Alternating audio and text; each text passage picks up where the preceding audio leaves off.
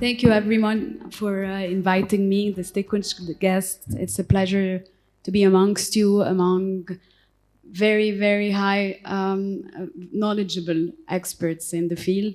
I'm Egyptian, I'm quite impressed, and it's quite commendable what the Kenyan government has been able to push forward for the circular economy. Actually, a lot of the Middle Eastern countries are following your footsteps, so you're marking history, and we're here to watch it and actually follow you. On behalf of TetraPak, we are here not only to talk about, our motto, which is actually the same motto of the conference, which is actually to push circularity and underpin it in every facets of life for the African, but also to actually share and transfer knowledge. We work with multinationals, we work with small and medium companies who might not have the same tools as multinationals have to drive circular economy. So for us, we're very pleased to have all players here, government, aggregators, international organization, multinationals like us, being part of one big discussion. And it's quite impressive, Karen, for you bringing all these players in one place. We usually have not everyone, and hence sometimes we preach the choir, but today this is a great opportunity for all of us to break the myth and really speak the truth of what we are capable of doing, what still has room for development, and how can we all work together to a common vision versus trying to compete. So as private sector, and Dr. George mentioned it, that we're definitely here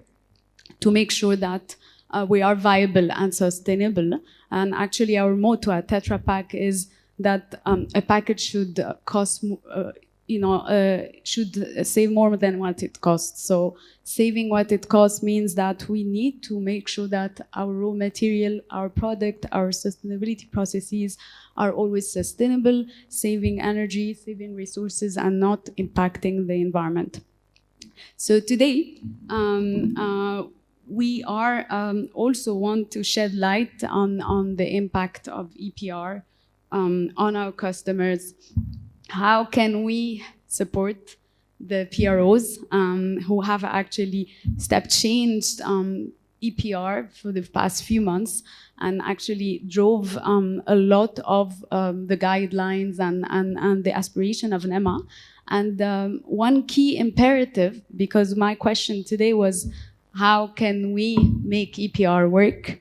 And it's a very big question. And on behalf of the private sector, the only way we can make it work is actually to collaborate, to have structure, to really, really be truthful about our capabilities, to ask for help, because a lot of egocentric companies might say, no, I'm not gonna ask, I'll try to do it on my own. TetraPak is here to support. We have a lot of customers who've been able to really transfer our knowledge. And like I said, we work with small, medium, large companies. All of them have different level of progress. But at the end of the day, the main challenge that we're having is actually implementation. This is something that Dr. Masharia will shed light more on the interim until we have a regulation in place. How can we work together? How can we make it work? How can we continue marking history, as we said? Many African countries are waiting for you guys actually to make EPR work. Egypt is following your footsteps, Saudi Arabia, UAE, and many other countries. So definitely there is room for, now is the time that we just hold hands together and really find ways to really make it work. So instead of having fragmented efforts. So I look forward to really have you in the room and share best practice. This is where we're here. And in the afternoon, we have our marketing director sharing exactly what I'm saying in our session. So I invite you today to attend how, if you want to be sustainable and learn best practices from different customers, will shedding light on how to make it baby steps and really reaching your aspirations for a successful circular economy policies. Thank you for marking history, and thank you for allowing me to be part of this great forum. Thank you.